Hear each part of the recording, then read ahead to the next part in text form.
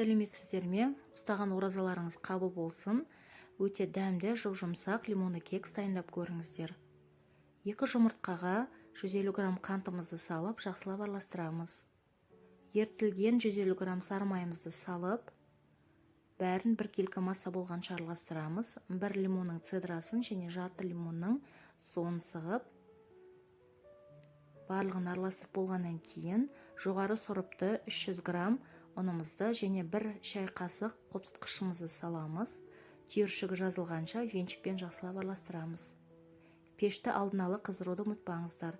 Енді жарты пиала сүтімізді құямыз.